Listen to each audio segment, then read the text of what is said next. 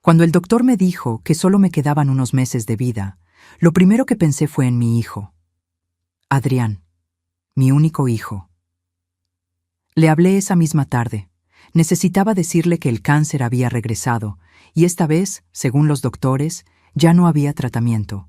Necesitaba decirle que me estaba muriendo. Del otro lado de la línea hubo un silencio largo. Entonces él dijo: «Mamá, lo siento, pero no puedo cuidarte. Puedo contratar a una cuidadora para que esté contigo. Tengo mi familia, mi trabajo, mi vida. Sé que lo vas a entender». Y colgó. Me quedé ahí, sosteniendo el teléfono, sintiendo mi corazón despedazarse de una manera que ni la enfermedad lograba hacer. Lloré hasta que ya no me quedaron más lágrimas. Mi nombre es Isabel. Nací y crecí en un pueblito donde todos se conocían. Aprendí desde chica que la vida no tenía obligación de ser fácil. Mi mamá murió cuando yo tenía 12 años y mi papá nos dejó poco después. Me crió mi abuela Zuleika, una mujer de manos callosas y corazón inmenso, que me enseñó que la familia era todo, que uno cuida a los suyos, pase lo que pase. Fue pensando en ella que conocí a Orlando, un hombre guapo de sonrisa fácil que prometió darme el mundo. Nos casamos cuando yo tenía 19 años. Adrián nació un año después, y por algunos años creí que había encontrado la felicidad. Pero Orlando no era el hombre que aparentaba ser. Tomaba demasiado, gastaba el dinero que no teníamos, y cuando Adrián cumplió 3 años, simplemente desapareció. Nunca volvió, nunca mandó ni un peso. Me quedé sola con un niño chiquito, sin profesión, sin dinero, sin nada más que la fuerza que mi abuela me enseñó a tener. Empecé a trabajar haciendo quesadillas y tamales para vender en la calle. Me levantaba a las 5 de la mañana, preparaba todo y pasaba el día entero parada, bajo el sol o la lluvia fría. Adrián se quedaba conmigo, sentado en una cajita a mi lado, jugando con piedritas mientras yo vendía. Por la noche regresábamos a nuestro cuartito rentado, donde lo arrullaba cantándole las mismas canciones que mi abuela me cantaba a mí. Me prometí a mí misma que él nunca pasaría hambre, nunca dormiría sin un techo, nunca sentiría el abandono que yo sentí. Los años pasaron despacio, pero pasaron. Adrián creció siendo un niño listo, curioso, lleno de sueños. Yo trabajaba cada vez más. Además de las quesadillas, empecé a lavar ropa para las familias más ricas del barrio. Mis manos se pusieron ásperas, me dolía la espalda, pero nada de eso importaba. Lo que importaba era que mi hijo tuviera cuadernos nuevos en la escuela, que tuviera zapatos en los pies, que tuviera un futuro por delante. Cuando terminó la prepa, logré juntar dinero suficiente para mandarlo a la capital a estudiar administración. Saqué préstamos, trabajé el triple. No me arrepiento de nada. Ver a mi hijo entrar a esa universidad fue el día más feliz de mi vida. Pero la distancia cambió a Adrián. Llamaba cada vez menos. En las vacaciones regresaba diferente, hablando de cosas que yo no entendía, viendo nuestra casa humilde con vergüenza en los ojos. Conoció a una muchacha allá, Daniela, hija de empresarios. Se casaron rápido y yo no fui invitada a la ceremonia. Él dijo que sería algo chiquito, íntimo, solo para los papás de ella. Me tragué el dolor y mandé mi bendición de todas formas. Al fin y al cabo, yo solo quería que él fuera feliz. Consiguió un buen trabajo, tuvo 2 niñas preciosas que solo conocí por fotos en el celular. Compró una casa bonita en una colonia que nunca visité. Yo seguí viviendo en el pueblo, vendiendo mis quesadillas, viviendo en la misma casa, esperando las llamadas que nunca llegaban. Entonces, hace 5 años, vino el primer diagnóstico: cáncer de mama. Me operaron, hice quimioterapia, perdí mi cabello, vomité más de lo que comí, pero sobreviví. Adrián no vino a verme ni una sola vez durante el tratamiento. Dijo que no podía dejar el trabajo, que la empresa estaba en una fase crítica. Yo dije que entendía. Mentí. Cuando mejoré, volví al trabajo. Necesitaba pagar las deudas del hospital. Mi cuerpo estaba débil, pero mi voluntad era más fuerte. Fue en esa época que una vecina, doña Selena, me contó sobre una propiedad que estaba en venta. Era un terrenito, pero bien ubicado, cerca de la nueva carretera que estaban construyendo. El dueño necesitaba dinero urgente y lo estaba vendiendo barato. Junté cada centavo que tenía, vendí todo lo que pude vender y compré ese terreno. La gente se rió de mí. ¿Una vieja enferma comprando tierra? ¿Para qué? Pero yo sabía lo que estaba haciendo. Mi abuela siempre decía, la tierra es el único bien que no te abandona y no pierde valor. 2 años después, la carretera quedó lista, y mi terreno, que todos creían que no valía nada, empezó a ser codiciado.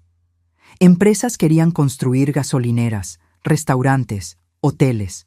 Recibí propuestas, buenas propuestas. Pero no vendí. Seguí con mi vida sencilla, trabajando, rezando, cuidando mis macetas de flores. Adrián nunca supo del terreno, nunca preguntó por mi vida. En las pocas veces que platicábamos, él solo hablaba de él, de sus problemas, de sus logros. Yo escuchaba en silencio, feliz solo por oír su voz. Cuando mis nietas cumplían años, yo mandaba dinero que apenas tenía, regalos que compraba con sacrificio. Nunca recibí una llamada de agradecimiento de ellas. Daniela no permitía que las niñas se encariñaran con la abuela pobre del pueblito.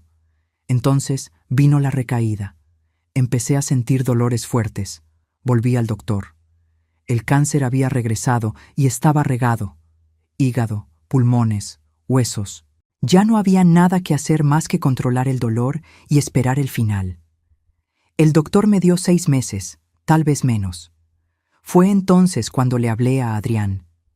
Fue entonces cuando escuché las palabras que destrozaron lo que quedaba de mi corazón. No puedo cuidarte, mamá. Después de que colgué, me quedé sentada en la cocina hasta que oscureció. Vi alrededor de mi casita, llena de recuerdos, llena de amor que di y no recibí de vuelta. Lloré por horas. Lloré por la niña que fui, por la mujer en la que me convertí, por la madre que siempre fui y por el hijo que crié. Pero cuando las lágrimas se secaron, tomé una decisión. Al día siguiente, fui a la oficina del licenciado don Héctor, un señor de confianza que conocía desde joven. Llevé todos los papeles del terreno. Pasé la tarde entera en esa oficina, dictando cada palabra, cada condición, cada decisión. Cuando terminé, don Héctor me preguntó si no quería reconsiderar. Lo miré a los ojos y le dije, pasé la vida entera enseñándole a mi hijo sobre cómo cuidar unos de otros. Él eligió no aprender. Ahora va a aprender sobre consecuencias. Firmé el testamento y regresé a casa. Los meses que siguieron fueron los más difíciles de mi vida. El dolor aumentó. Mi cuerpo se debilitó. Pasé días enteros acostada sin fuerzas ni para levantarme. Pero algo extraordinario pasó. Doña Selena venía a visitarme todos los días, traía comida, me ayudaba a bañarme, se sentaba a mi lado rezando el rosario. El padre Antonio venía a darme la comunión cada semana. Mis vecinos, gente humilde que apenas tenían qué comer, se turnaban para no dejarme sola. El dueño de la farmacia me daba las medicinas a mitad de precio. Toda la vida estuve rodeada por esta comunidad, por esta gente que no tenía nada pero compartía todo. Y fue justamente ese amor, ese cuidado sincero, lo que empezó a curarme por dentro de una forma que no esperaba. Meses después de esa llamada terrible, cuando ya había aceptado mi destino, pasó algo que ni los doctores pudieron explicar. Empecé a sentir menos dolor. Lograba levantarme con más facilidad. Volví al hospital para nuevos estudios, segura de que sería solo un alivio temporal. Pero cuando el doctor Benjamín entró al consultorio con mis resultados, tenía lágrimas en los ojos. «Doña Isabel», me dijo con voz emocionada, «no sé cómo explicar esto, pero el cáncer está en remisión. Los tumores disminuyeron drásticamente. Esto es un milagro». Salí de ese consultorio aturdida, incrédula, sosteniendo los estudios como si fueran un tesoro. Doña Selena me estaba esperando en la sala de espera, y cuando le conté la noticia, me abrazó fuerte y me susurró, «Dios no había terminado tu misión aquí todavía, mi amiga». En los meses siguientes, recuperé mis fuerzas poco a poco. Volví a caminar por la plaza, a cuidar mi casa, a hacer mis quesadillas de vez en cuando, aunque sea solo para compartir con los vecinos. La vida me había dado una segunda oportunidad y no la iba a desperdiciar. Adrián nunca habló para saber cómo estaba, ni en Navidad, ni en Año Nuevo, ni en el Día de las Madres. Su silencio fue su respuesta, y eso me enseñó más sobre en quién se convirtió de lo que 1000 palabras podrían decir. Pero yo ya no lo estaba esperando, ya no estaba sufriendo por su ausencia. Había encontrado mi verdadera familia en los rostros de quienes me rodearon en mi momento más oscuro. Un año después de ese diagnóstico devastador, aquí estoy, todavía viva, todavía de pie. Todavía tengo dolores, todavía hago tratamientos, pero aquí estoy. El testamento sigue guardado, intacto. ¿Y sabes qué es lo más interesante? Ahora ya no es solo sobre castigo o consecuencias. Es sobre mostrar que el valor de una persona no está en lo que deja, sino en quién fue y en quién estuvo a su lado cuando todo parecía perdido. Adrián sigue creyendo que solo soy la mamá pobre que vende quesadillas en la calle. No sabe del terreno que hoy vale millones. No sabe que su mamá, esa que abandonó, podría cambiarle la vida con una simple firma. Y tal vez nunca lo sepa, mientras yo todavía esté aquí. Porque aprendí que el mayor regalo que puedo darle a mi hijo no es dinero. Es la oportunidad de que él elija, todos los días, qué tipo de hombre quiere ser. Y si algún día, cuando yo realmente me vaya, él descubre lo que perdió por haber elegido el abandono en lugar del amor, espero que esa lección sea el único legado que realmente importe.